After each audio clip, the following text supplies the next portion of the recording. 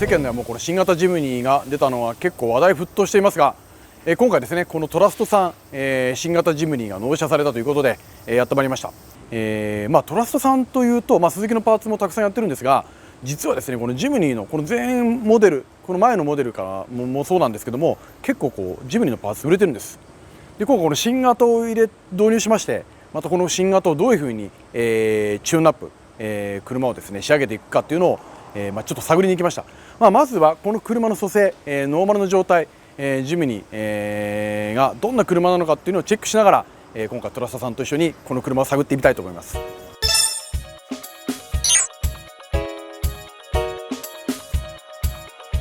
こにね4台今回用意していただきました。だいぶ変態的な趣味人的なこのジムニーのコレクションですけども、新型のね JB64、そして JB23、そして JA の11で SJ30 っていうのはこれ2ストロークの 550cc、550cc から660まで、排気量が上がって、ラダーフレームはずっと一緒なんですけども、ジムニーの車作りというとやっぱりこのシンプルさとやっぱり軽快感、軽量感、そんなのがやっぱりこうファンというかオーナーの心をくすぐってるんじゃないかと思います。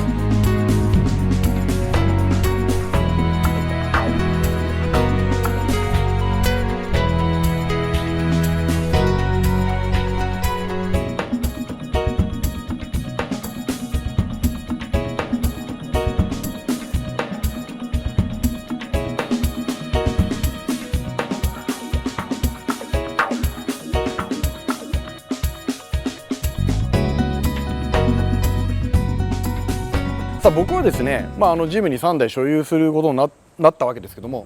この SJ の30のこれ初期、これ2型なんですけど、これ初期型、これもうポロンポロンポロンポロンとこれ数サイクル煙吐きながら走るのが非常にこれ楽しいんです。もうこの車からやっぱりこのジムニーのね歴史が始まって、で僕はこの、JA ですね J11、これのまさしくこの後ろがなくてね、これホロになってるんですね、このホロ、非常に僕のこの11はですね、もう軽快感とかもう軽くてですね、ちょっとリフトアップしてオフロード走れるようにしてるんですけども、とにかく乗ってて楽しいです。僕のはエアコンレスで、夏場ちょっとしんどいんですけども、でもオープンにして、山走ったり川の中ね飛び込んだりと車ごと飛び込んでしまうんですけども、非常にタフで、楽しい車です。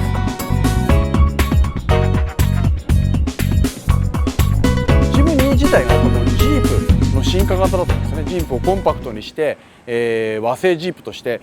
ここまで成長してきたわけですけども、ガラッとこうもう色が変わってしまったというかね、こう毛色が変わったんですけども、もう顔つきからこのスタイルからして非常にこう今までのこう本当にこう都会から外れたオフローダーから、こうシティ派、オフローダーにちょっと変わってしまって軟弱になってしまったんじゃないかと心配される皆さんもいるかと思います。実際ちょっとねこれ試乗してみないと分かんないんですけども、やっぱりこの今回コンセプトとしては今までのこうキープコンセプトでラダーフレームでやっぱりこう走り、このジムニーの愛好家たちを、こう絶対にこう離さないという車になってるんじゃないかと思います。エンジン、足回り、そしてこうさらにこう室内のですねこう居心地の良さ、グレードアップしたこのジムニー、非常に期待できる車だと思います。いよいよ待ちに待った新型ジムニーの試乗をしてみたいと思います。まずはノーマルの状態でちょっと乗ってインプレッションしてみたいと思います。では行ってきます。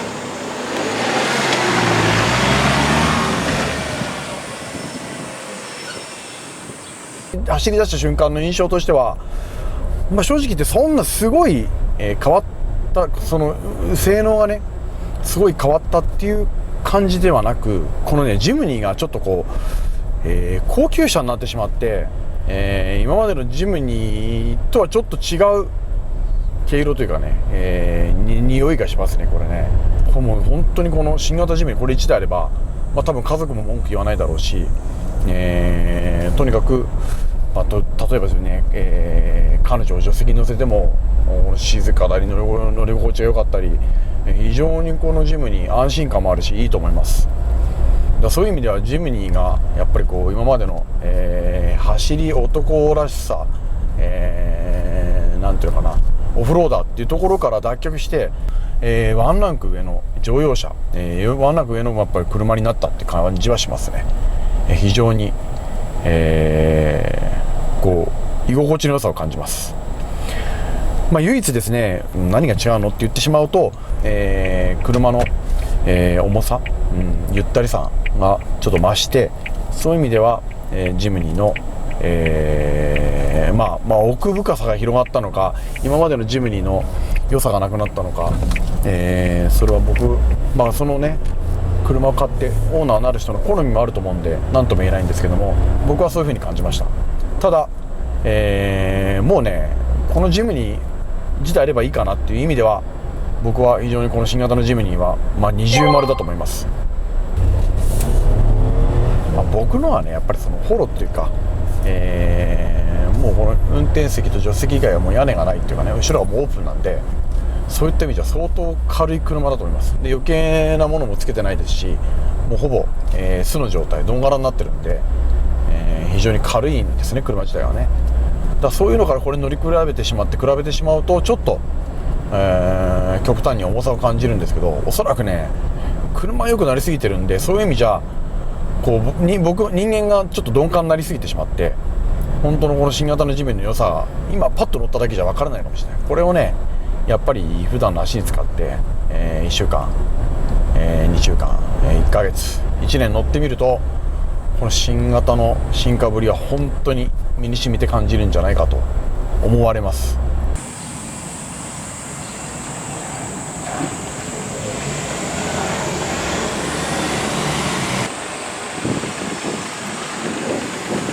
いや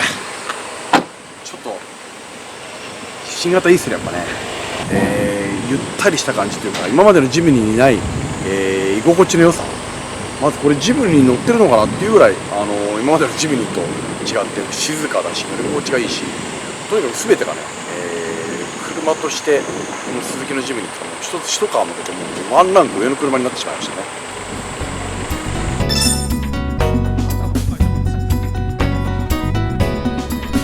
さあいよいよですね、期待のというか、これ一体何馬力あるのか、ちょっとシャーシ台回してみたいと思います。このトラストさんもですね、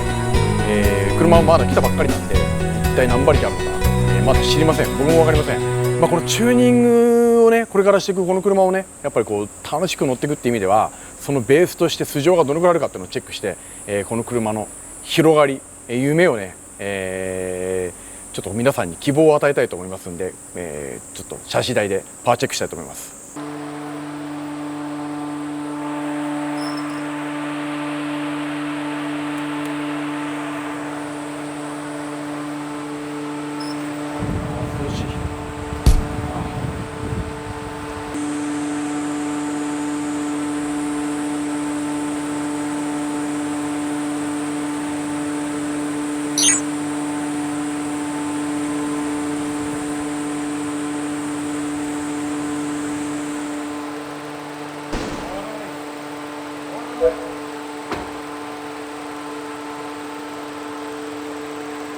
フロントが回転しないからね。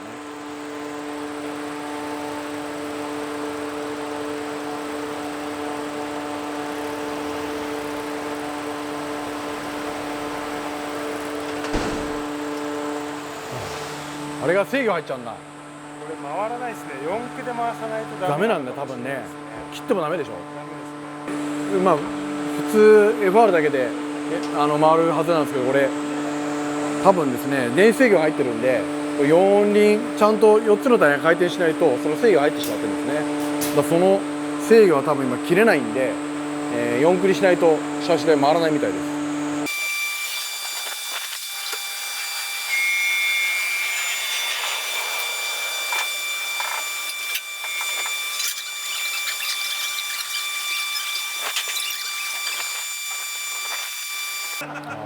それも手かもしれないですね。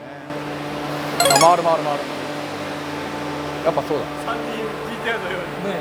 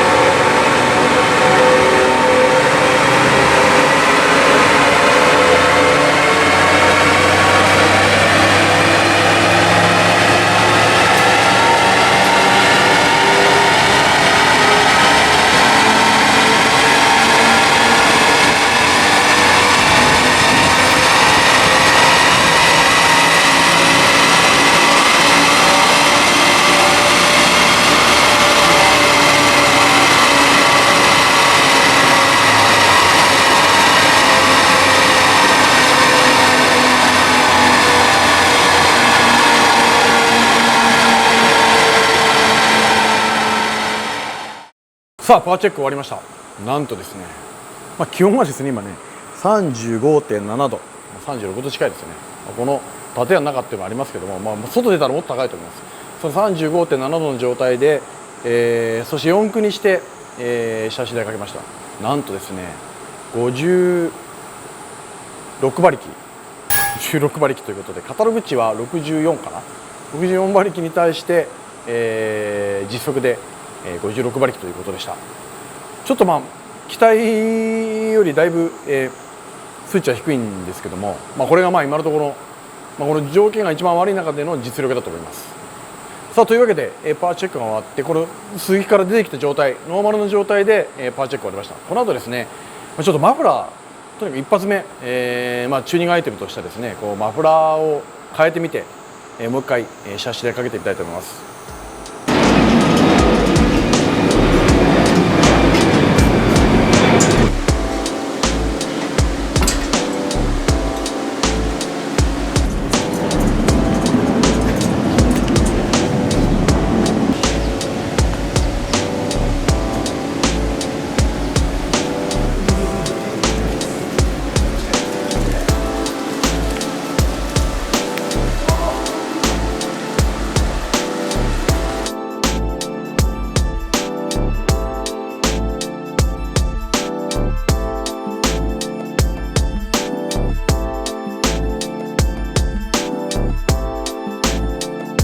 トラストといえばやっぱりマフラーですよね。この新型まだ出たばっかりのジムニーにマフラーがもう出来たてほやほやで装着されました。さあ実際、ノーマルと比べてこのトラスト製のマフラーでどこまでパワーが上がるか。鹿島さん、はい、パワー上がりますかね。上がりますね。10倍ぐらい上がっちゃうかもしれないな。ちょっと大丈夫ですか。暑さでちょっとおかしくなってないですか。大丈夫ですか。大丈夫です。自信あります。というわけで自信があるそうです。お楽しみにしててください。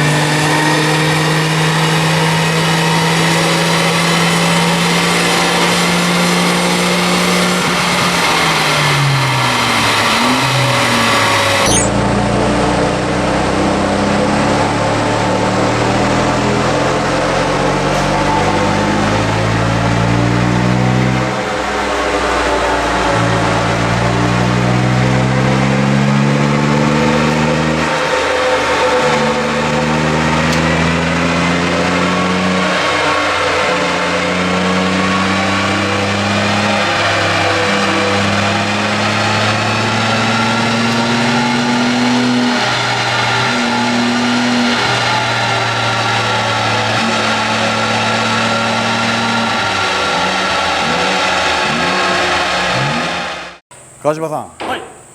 ちょっと期待通りにいかなかったんですけど、ちょっと足んなかったですけどね。はいこの暑さだったら話半分で5馬力でいいかな。56馬力に対して61点ね、はい、5。検討したのかな。製品まででもうちょっと、もう一絞りして皆さんに体感できるようにして。いけますか、本当に大丈夫ですか。頑張ります。カタログ口が64に戻って、トラスト製のマフラーをつければ74馬力といっちゃいますね。はいいっちゃいます。それでプラス今回4区でシャシでかけてるんで、はい、ロード抵抗だいぶかかってますから、そうですね、ちょっと制御の関係で FR でそうですね。かけられなかったんで、でもほらこれが本来このジムニーのね4区の性能ですから、そうですね、4区にしてはい、この馬力がちゃんと出てるってことで、そうですね、これでもちょっと期待できますよね。そうですね、はいはい、まず最初のチューニングステップアップとしてですね、マフラーを変えてみました。マフラーチューニング。川島さん、はい、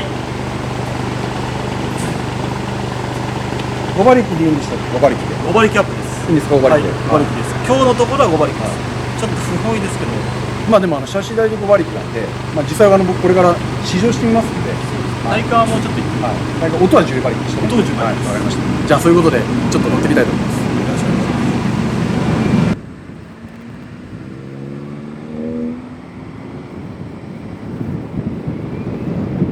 なんかちょっとマフラー変えただけでちょっと雰囲気変わりますね、やっぱりね。なんでしょう、人間の先入観っていうか、その音とかね、五感をくすぐる機能ってすごいですね。なんだろう、こう音はそうなんだけど、こう全体的なね、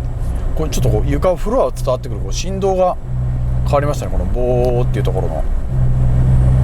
なんかね、それがこう車とのこう密着感とかダイレクト感みたいなのがちょっと出て、さっきとはちょっと違う乗り物になりましたね。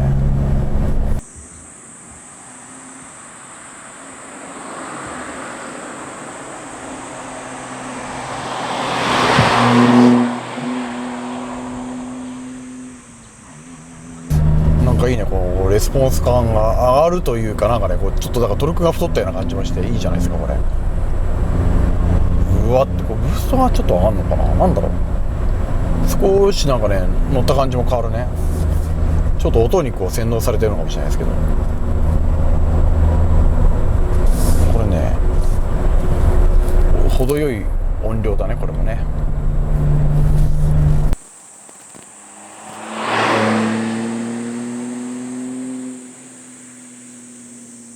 マフラー交換をしましてですね、試乗してきました。5馬力アップの効果があったかどうかというとですね、川島さんの言う通り音で10馬力ぐらい上がった感じがしましたというか、実際シャーシー台で聞いてる音とか、フィーリングとはまたちょっと違って、実際乗るとやっぱりそのアクセルのレスポンスに対してやっぱ音の盛り上がりがあるんで、ちょっと音のチューニングがされて、気分的にパワーが上がった感じがするという、間違いなくなりますね、これね。マフラーチューニングでこうエンジンパワー、トルクがどうのこうのっていうよりも音でやっぱり人間こう洗脳されてしまって、気持ち的に高ぶるというか盛り上がる感じがしますよね。非常にこうどしっとしたこう音の重厚感の振動みたいなのがあって、それがまた心地よいというか、ちょっと車が変わったなって雰囲気、ジムニーが一皮むけたというか、車がちょっとこう進化したなって感じがありました。で今後ですね、川島さん、今マフラーやりましたけども、どんな展開でこのジムにチューニングしていきたいですか。まずこの JB64 は、まずマフラー、その後にエアクリーナーをやって、あと、冷やし関係ですよね、冷却関係のオイルクーラー、インタークーラー、その辺を進めた後に、コンピューターチューンを始めます。コンピュータープラス、JB23 の時にでもですね好評いただいてますメタルキャタライザーを製作して、その辺で、ライトチューンでの、パッケージとして、オートサロンで発表できればなと思ってますので、期待しててください。じゃあかなり今後エンジン出力系に関してはだいぶ期待できますね。そうですね、アルトワークスでだいぶノウハウもありますんで、その辺の開発がスムーズにいくかなとは思ってますんで、なるべく早めに頑張りますんで、じゃあ僕はですね一緒にこうちょっとこう足回り機能系のパーツをちょっと一緒にやっていきたいなと思ってますんで、非常に楽しみな車だと思います。よろしくお願いします。